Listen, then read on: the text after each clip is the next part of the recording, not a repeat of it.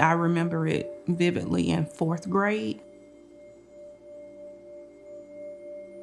I was sitting back in the classroom and, I had a friend that sat beside me and I was like, well, what's that on the board? I can't see it. I was scared to ask the teacher to move me up and I was kind of ashamed to say, hey, can I stand close to the board and write my stuff on my paper? And a lot of times I would just lay my head on my desk. So I, kept telling my parents, I was like, I can't see that board, at school. Eventually, they got around to taking me to the eye doctor and I got prescribed glasses and it's like, oh my God, I can see. I don't have to move close to the board. And then it came the teasing, 4-eyed and all that. But I was like, I don't care. I can see.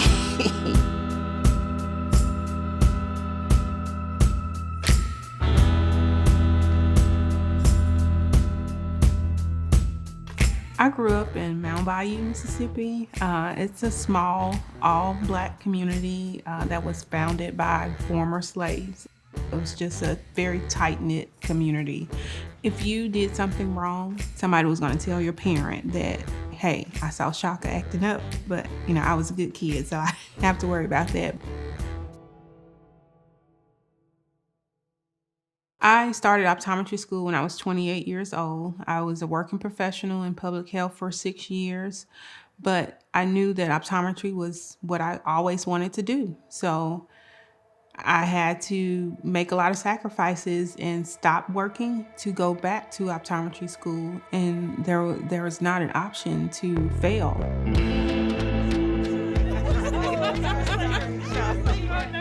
Today, I talk to students about my journey, my struggle, and to say I failed a class when I was in optometry school. I graduated. I'm a practice owner now. So don't let things like that hold you back. I thought it was going to be particularly easy to go to the bank and say, hey, I'm starting a private practice. I'm an optometrist, just give me the money. I'll start it up. And, that was not the case. They turned me down, and even though I had, almost a perfect credit score, eventually I went to First Horizon Bank. First Horizon approved me in March of 2020, and we all know what happened. I was like, well, there's no way I'm opening a private practice in the middle of a pandemic. I can't do that. A lot of my friends that were in private practice, they didn't close their practices. So I saw my colleagues, they were thriving in the pandemic. And I went back to First Horizon and I said, well, I still want to get my loan because I still want to open my practice.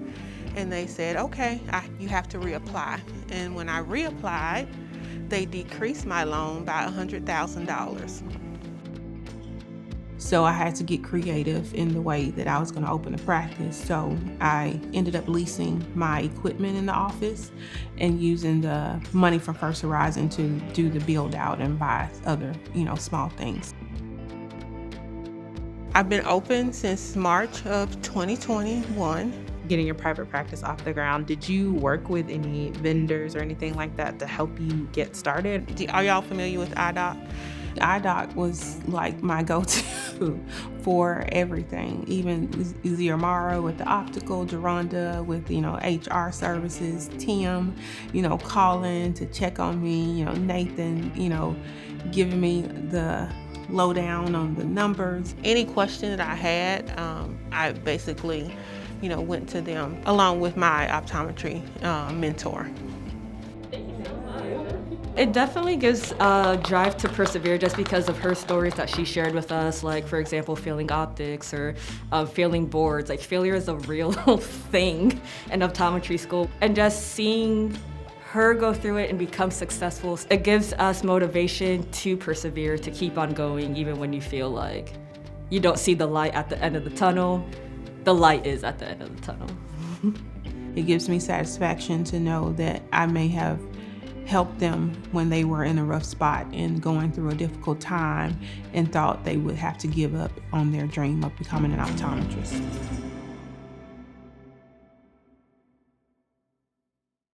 In optometry school, I said I was not going to ever see kids in my practice. But what do? I go and see a whole boatload of kids at schools. I do eye exams in the schools in Bolivar County, which includes Mount Bayou, Mississippi, the town where I grew up. We go about once a week to see students, and we provide full eye exams as if the students were in the optometrist's office. There's not an optometrist in Mount Bayou. The optometrist is located in Cleveland. It's about 8 miles away. And some parents have transportation issues, as we did when I was smaller. A lot of the kids have Medicaid, so we do bill their Medicaid, and if they do not have any insurance at all, we provide the services at no charge. I give them an eye exam at no charge, and before I got the Healthy Eyes, Healthy Children's grant, I was buying the glasses for them through Modern Optical, but when I got the grant, they partnered me with Changing Life for Lenses, and they actually offer frame and lenses free of charge. I wish somebody had done an eye exam for me for free when we were in school. You know, if we had a program like this, maybe I wouldn't have gotten to the 4th grade and didn't know I couldn't see well. They'll ask me, "You're an eye doctor? I didn't know you could be an eye doctor. I've never seen a black eye doctor." Maybe I'm instilling something in them to say, well, you know, if not an eye doctor, you can be something, you know, related to the medical field. And I love eye doctors. So you think I'm cool because I'm an eye doctor? Oh, that's so sweet. I got my eye checked and I can see now. Oh, yeah, you can see better now. Good. It's something for me to walk down that hallway, the same hallway where I was a student, and then give an eye exam to a child that could have been me.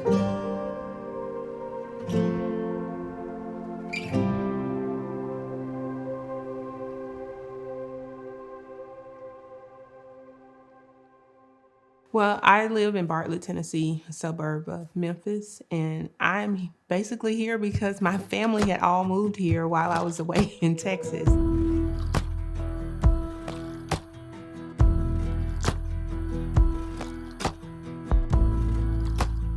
We're always together.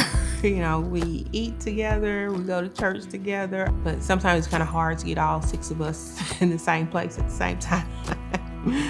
I'm so proud of a young black girl from an all-black town with really basically nothing there to go on and pursue her dreams and to make it to be where she is today. She's the leader of the family. You know, she's the head of the family. You know, as far as the brothers and sisters goes, and you know, we always try to, you know, lift each other up. And she's always one. You know, one of us go down, she's always there to pick us up. Every time she posts something, I'm gonna share it. You know, it's Norwood family. You know, EyeCare. You know, that name. That's our name. That's a brand. You know, we all proud of her and what she's doing, and want to see her take it even farther. I know that they are proud of me for, you know, doing what I did and, you know, being where I am today. A lot of people would look at me and think, yeah, she's successful. She has her own practice. You know, she has a house and a car. And I'm like, I've had so many people to like help me along the way, and people kind of planted in my life at certain times that made me who I am.